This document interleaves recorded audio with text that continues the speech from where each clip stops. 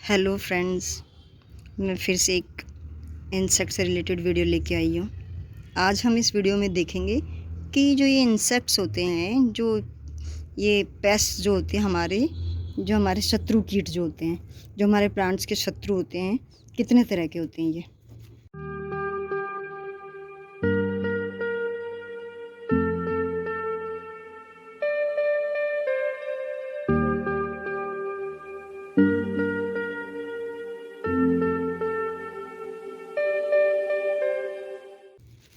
ये देखो, मैंने ये अपने बैंगन के पौधे में से कुछ लीव्स कट किए हैं जिनमें ये लगे हुए थे।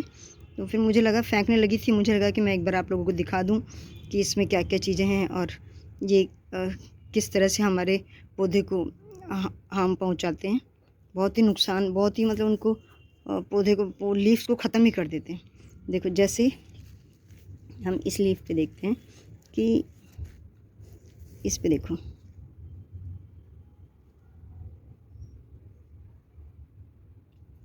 ये वाइट वाला तो है मिलीबग, और बहुत छोटे छोटे, बहुत ज़्यादा छोटे छोटे येलो येलो जो चल रहे हैं। ये देखो, ये चल रहा है, ये कहाँ जा रहा है, ये देखो, ये येलो, ये सारे बारीक बारीक, ये सारे के सारे एक तरह से, जैसे इनको चिपा भी कहते हैं, बड़े चिपचिपे टाइप के होते हैं। हाथ से जैसे ही आप हाथ इनको फेरोगे, एकदम से ऐसे चिप हो जाते हैं ये। और ये बहुत बारीक बारीक पौधे के पत्तियों के नीचे बैठ जाते हैं, बिल्कुल पूरी पत्ती को एकदम से ऐसे फैल जाते हैं और उसका रस चूसते रहते हैं, और धीरे धीरे पत्ती को बिल्कुल रस चूस के एकदम से उनका क्लोरोफिल और उनका बिल्कुल उनके जो पोषक तत्व होते हैं सब उसमें से खींच लेते हैं और फिर दूसरी पत्ती पे चले जाते हैं। इस तरीके से ये एक तो ये मिलीबग हो गया, एक ये, और ये जैसे ये येलो हैं, जो ये येलो हैं, इसमें कुछ ब्लैक भी हैं। ये येलो और ब्लैक दो तरह की होती हैं। ये देखो चल रहा है, ये देखो। और चींटियाँ फिर इनके ऊपर एक ये देखो, ये अलग तरीके, और चींटियाँ इनके ऊपर लग जाती है ना खाने के लिए। जो ब्लैक वाली होती हैं वो तो इतनी हमें नुकसान नहीं पहुंचाती हमारे पौधे को, लेकिन ये रेड वाली तो सबके लिए ही खतरनाक होती हैं। और दूसरा, अभी देखो इसमें, ये देखो, एक ये देखो, ये क्या,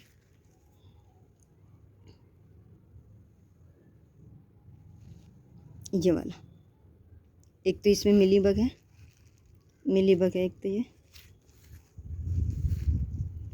और ये इसमें एक मिलीबग है, और एक ये ग्रीन वाला। और ये किसी जैसे वाइट फ्लाई जो होती है ना, उस उनके अंडों से जो बन के आगे ये एक सुंड टाइप ऐसे बन जाते हैं, ग्रीन कलर का कीड़ा, और धीरे धीरे सारे में फैलते जाते हैं। ये उस तरह का, ये भी अंदर नीचे नीचे से सारे लीफ को खाता रहता है और बहुत ही ख़त्म ही कर देता है। लीफ को खा खा के ख़त्म करते रहते हैं, वहीं पे खुद को बड़ा करता रहता है, लीफ को खाता रहता है, उसका सारा पोषक तत्व उसके ले लेते हैं ये, और उनको बहुत नुकसान पहुंचाते हैं। अब कुछ तो ये थे, अब हम देखते हैं जो मेरे को जो सबसे ज़्यादा ख़राब लगता है, जो सबसे ज़्यादा ख़तरनाक अगर कुछ है, इन सबसे ज़्यादा ख़तरनाक है, वो ये है, ये स्नेल, हम इनको कहते हैं घोंघा भी कहते हैं, हिंदी में कहते हैं घोंघा। इसमें से येलो सा एक कीड़ा निकलता है, और उसका ये खोल होता है शंख टाइप का, जो शंख की शेप में होता है ये। और ये इतने सारे स्नेल हैं, इतने सारे, ये सारे, ये कैसे, ये क्या करते हैं, ये पौधों की पत्तियों को नहीं खाते, ये पौधों की रूट को खाते हैं। ये सबसे ज़्यादा खतरनाक होता है।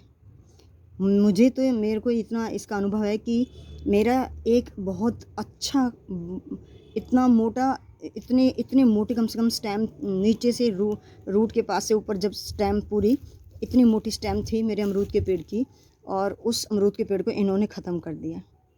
हुआ क्या था, गर्मियों में मैंने उसको मल्च कर दिया था कि गर्मी में, ताकि उसका पानी वानी इतनी ज़्यादा गर्मी में उसको दिक्कत ना हो, क्योंकि फ्रूट से भरा हुआ था वो। और उस मल्चिंग के अंदर अंदर क्या हुआ कि ये क्या, जो ये स्नेल होते हैं, ये बहुत मॉइस्चर में, ठंडी जगहों पे मिट्टी में जब मॉइस्चर रहता है और ऊपर से मल्च हो जाता है, तो धूप से ये जब जब पौधे की रूट पे या पौधे के गमले में जहाँ धूप पड़ती है वहाँ ये कभी नहीं होते, लेकिन जहाँ पे मल्चिंग करने से वहाँ पे जो ठंडक हो जाती है, जो नमी हो जाती है, वहाँ पे मॉइस्चर में, ठंडक में ये जल्दी पैदा हो जाते हैं। और धीरे धीरे धीरे धीरे एक के बाद एक फिर तो ये सैकड़ों की तादाद में पूरा गमले में इतने ज़्यादा हो जाते हैं। अगर आप ध्यान ना दो, देखो ना ये सोच के कि भी हाँ गर्मी है, मल्च किया हुआ है पौधे को और आप पानी दे दिया बस, उसके बाद अगर आपने उस मल्च को हटा के नहीं देखा तो ये इतने सैकड़ों की तादाद, मुझे नहीं पता था, मेरा पहला अनुभव था।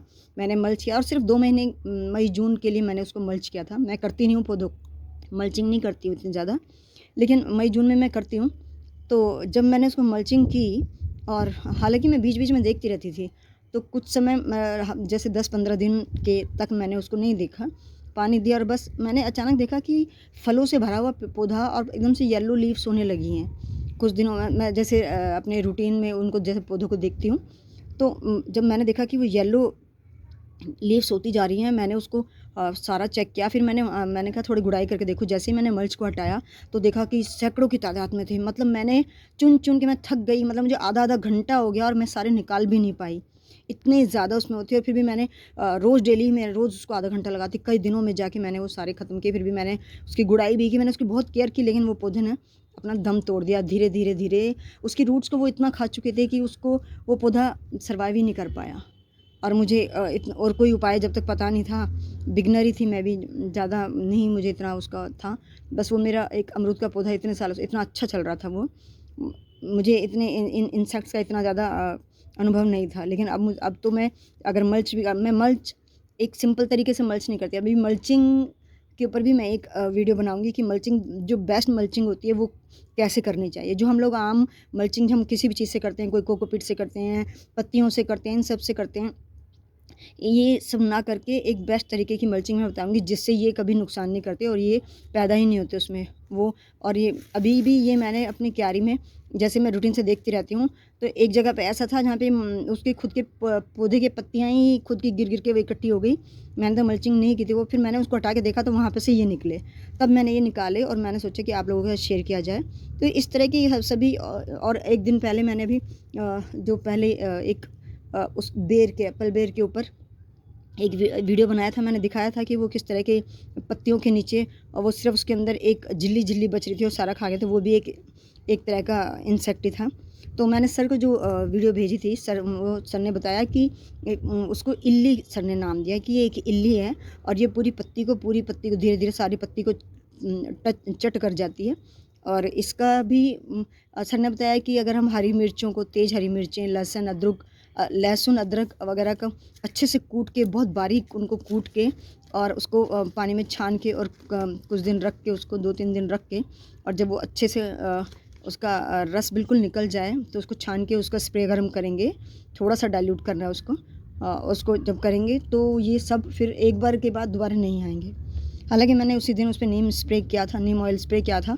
मैंने थोड़ा सा डाइल्यूट मैंने उसको थोड़ा थिक रखा, मतलब मैंने उसको जैसे हम कुछ ml डालते हैं, मैंने कुछ ml ना डाल के उसको डाला। जैसे 1 लीटर के अंदर जैसे आधी छोटी वाली जो टीस्पून है वो समझ लो 1 टीस्पून मैंने डाल ली थी। और 1 लीटर में छोटी जो हमारी टीस्पून होती है वो डालकर मैंने उसको स्प्रे किया। तो उससे वो नेक्स्ट डे मुझे नहीं मिले उसमें। हालांकि तो जो सर ने बताया मैंने आपको वो भी बता दिया।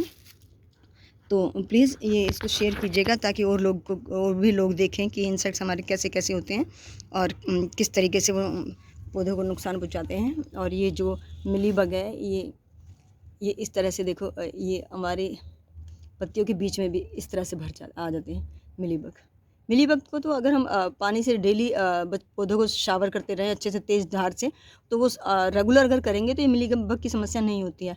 लेकिन कई बार ऐसा होता है कि हम नहीं कर पाते हैं शावर। तो ये देखो, ये क्योंकि ये पुराने मेरे बैंगन कई साल पुराने हैं तो थोड़े वीक भी हैं। तो ये जितने भी इंसेक्ट होते हैं ये ज़्यादातर ऐसे ही पौधों को अपना टारगेट बनाते हैं जो थोड़े कमज़ोर होते हैं। कमज़ोर बीमारी का जल्दी जो है बीमारी जल्दी आती है कमज़ोर के अंदर। तो वही बात ये है, इंसानों में भी यही है कि इम्यून स्ट्रॉन्ग नहीं है तो बीमार जल्दी होते हैं, ऐसे ही पौधों में भी होता है। तो अभी के लिए धन्यवाद। शेयर करना, लाइक करना और सब्सक्राइब तो ज़रूर करना प्लीज़।